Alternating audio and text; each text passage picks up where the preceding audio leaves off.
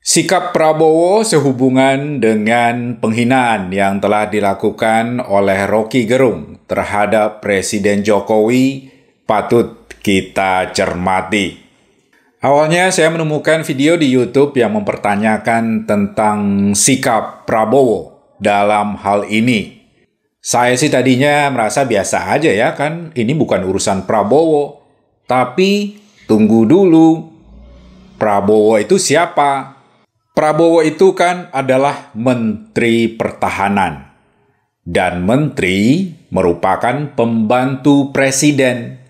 Jadi Presiden Jokowi adalah atasan langsung dari Prabowo. Dan ketika atasannya langsung dihina sedemikian rupa dengan kata-kata yang sangat tidak pantas untuk diucapkan, apakah Prabowo sebaiknya diam saja? Kemudian sesudah publik mulai ramai mempertanyakan tentang sikap Prabowo yang no comment, diem-diem baik, nggak melakukan apapun, sehubungan dengan penghinaan yang telah dilakukan oleh Roky Gerung terhadap atasannya, Presiden Republik Indonesia, Joko Widodo, kemudian barulah Prabowo bereaksi. Beberapa media mengutip bahwa ia bilang, tindakan Roky Gerung itu memang keliru. Keliru, itu keliru.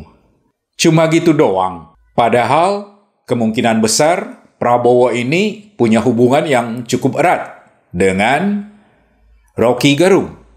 Karena mereka dulu pernah satu aliran yang didukung oleh para, ya Anda tahu sendirilah. Ya nggak usahlah saya sebutkan secara detailnya. Apalagi Prabowo juga sudah cukup lama bergabung dengan kapalnya Jokowi. Ia sudah menjadi menteri di kabinet Jokowi. Kemudian akhir-akhir ini ia juga berusaha meneladani cara-cara Jokowi dalam mengambil simpati dan hati rakyat. Walaupun kita tidak tahu bagaimana perasaan Prabowo sebenarnya dalam hati, ya kita tidak tahu karena ia juga seorang yang bertemperamen tinggi, pemarah ya, dan kemarahannya yang luar biasa ini kadang-kadang meledak. Kabarnya ia suka melempar HP, banting HP kalau ada sesuatu yang tidak sesuai dengan keinginannya. Mari kita saksikan video berikut ini ketika Prabowo kehilangan kontrol atas emosinya. Dan hal ini terjadi di depan publik dan direkam oleh para wartawan. Ke informasi agenda kampanye Pilpres 2019, nuansa kampanye calon presiden nomor 02 Prabowo Subianto di Yogyakarta Senin siang berbeda dari biasanya. Apalagi kau bela-bela anting-anting.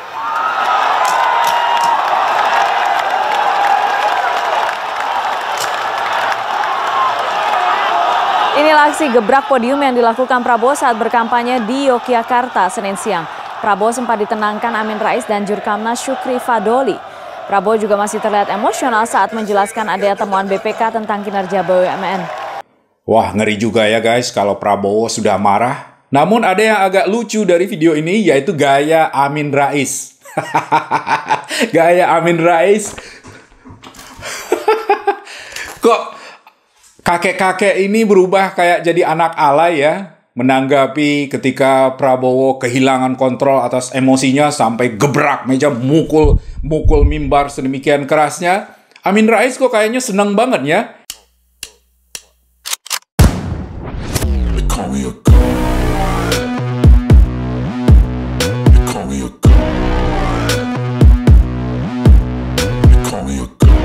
No negotiations, it's my way, I was born impatient. And like a damn Freemason, I'll run this nation. Iya, saya dulu ketika kuliah di Jogja, sempat juga ya satu perjuangan dengan Amin Rais. Kita para mahasiswa saat itu, tahun 98, mendukung gerakan reformasi yang diprakarsai oleh Amin Rais. Dan kadang-kadang kalau ada acara kondangan, saya masih bertemu dengan beliau sih. Iya, satu lagi guys, Prabowo sampai saat ini masih berambisi untuk menjadi presiden. Dan mungkin demi ambisinya ini, ia mungkin sedikit mengalahkan egonya, ia tunduk kepada Jokowi, dan kemudian ia juga mencoba membuat pencitraan seolah-olah ia juga akan bersikap seperti Jokowi. Dan kemudian juga beberapa kesempatan ia menyampaikan bahwa ia akan melanjutkan semua pekerjaan Jokowi. Sepertinya ia ingin mengambil simpati dari para pemilih dan simpatisan Jokowi. Padahal pada pemilu-pemilihan presiden yang lalu atau Pilpres, kita tahu bahwa bangsa Indonesia waktu itu terpecah. Kita benar-benar terpecah, guys. Satu sisi adalah kubu Jokowi yang digelari dengan cebong atau kecebong.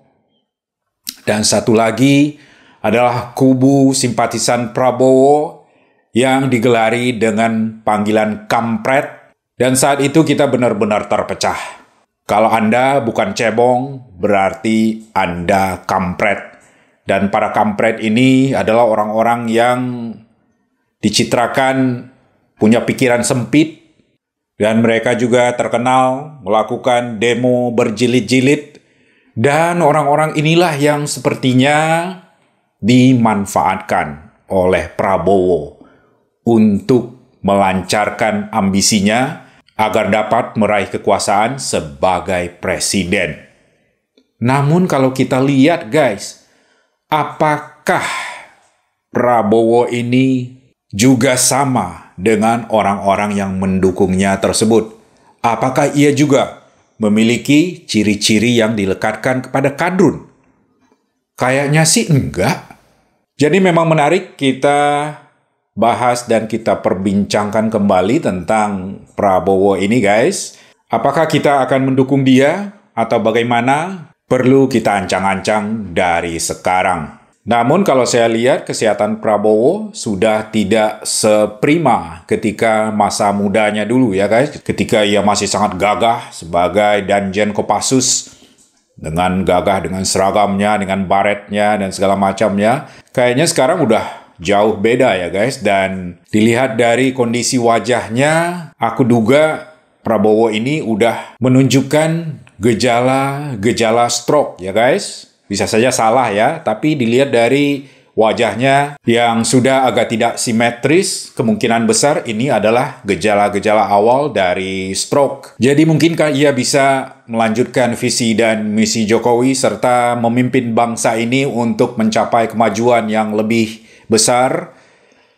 Saya agak meragukan. Kalau di tempat saya berasal sih di Ranah Minang, Provinsi Sumatera Barat ya guys, pada pemilu yang lalu di tahun 2019, wow, semua orang memilih Prabowo, hampir 100%. Warga Minang, Sumatera Barat memilih Prabowo sebagai presidennya. Waktu itu sampai ada lagunya segala guys, Prabowo Sandi, dan ibu-ibu berjoget-joget menyanyikan lagu Prabowo Sandi ini.